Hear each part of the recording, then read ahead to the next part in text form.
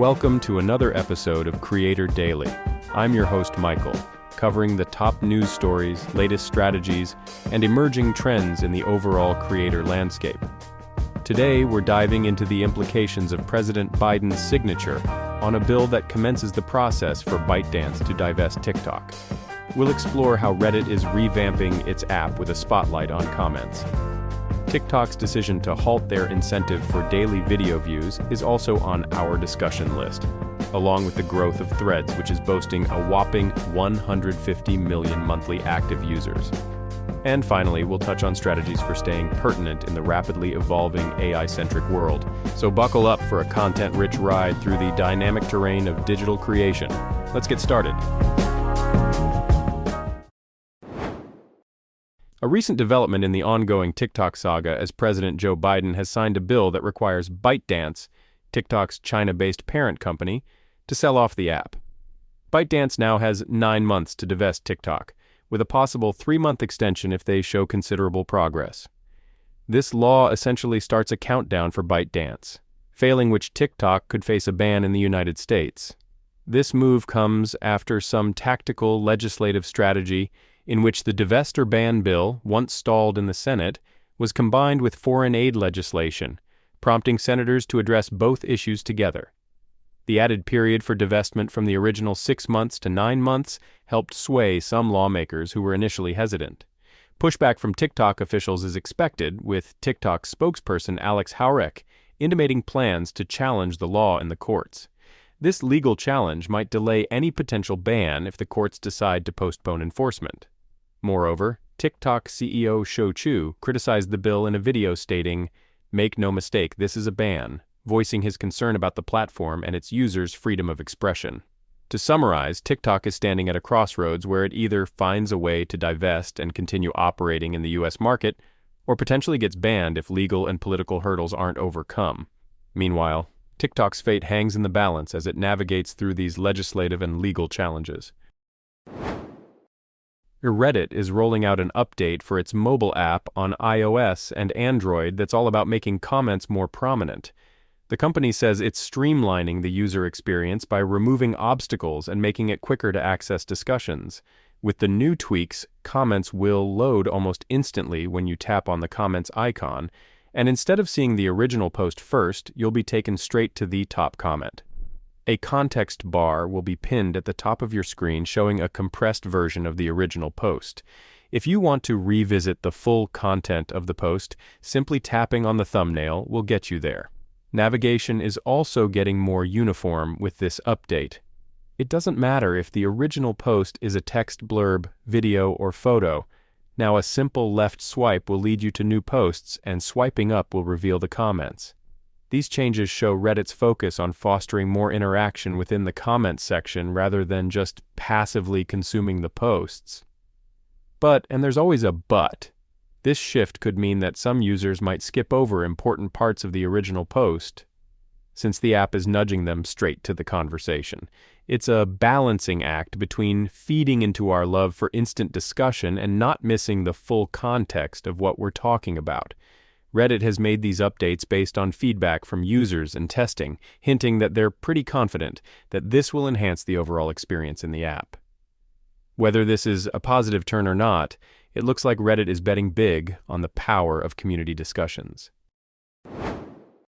In a recent update, TikTok has decided to suspend a rewards program that was designed to incentivize users for daily engagement on the platform.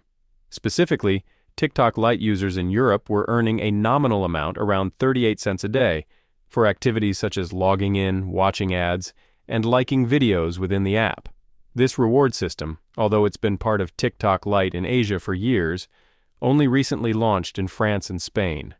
European regulators didn't take long to scrutinize this feature, expressing concern over its potential to foster addictive behaviors, especially among young people. The EU's Digital Services Act played a pivotal role in prompting this action. Although TikTok has stated that the feature is not accessible to users under 18, the effectiveness of the platform's age verification processes has been questioned, with the European Commission unsatisfied with the safeguards in place to protect children.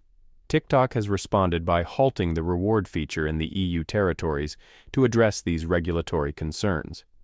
The move underscores the ongoing tension between tech companies and European legislation aimed at protecting online users, particularly minors. In the rapidly evolving social media landscape, a new Twitter-like app from Meta called Threads has made significant strides, now boasting over 150 million monthly active users. Despite joking references to Mark Zuckerberg launching Threads solely to spite Elon Musk, the app's original intent was to serve as a positive and creative space for public conversations, a direct nod, and perhaps a challenge to what Twitter was, and what X has become under Musk's ownership. Since its launch in July of the previous year, Threads has seen impressive growth. Just between February and April, it boosted its user base from 130 million to 150 million monthly actives, indicating a successful uptake and raising concerns for Musk, given the static growth of X. According to some reports, there's been a noticeable decline in X usage, between 13% to 30% over the past year.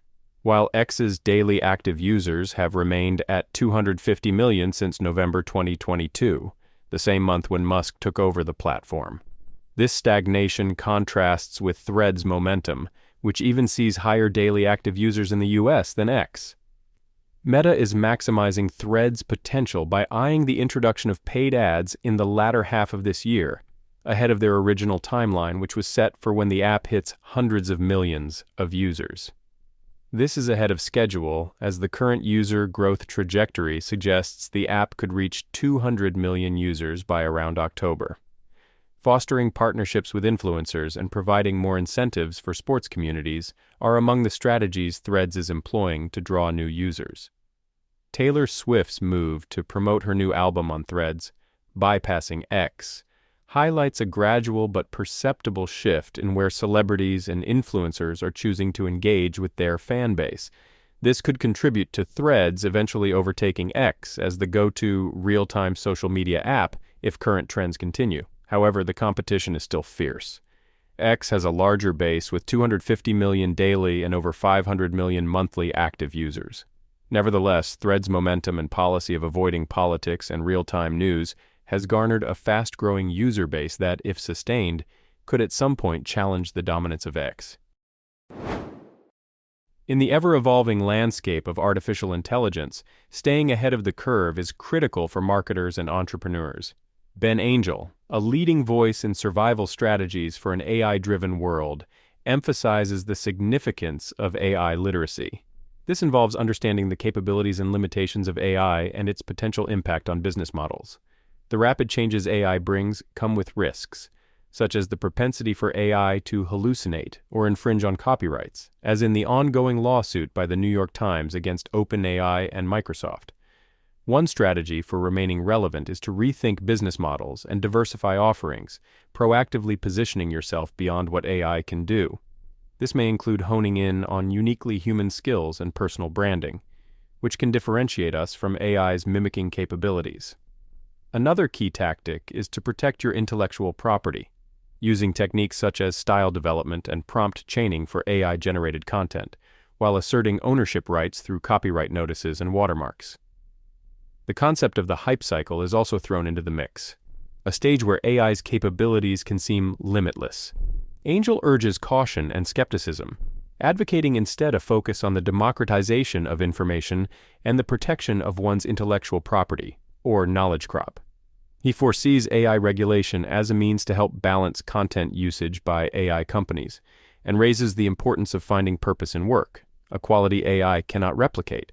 Angel proposes a multi-pronged approach for businesses and individuals to navigate an AI-driven future.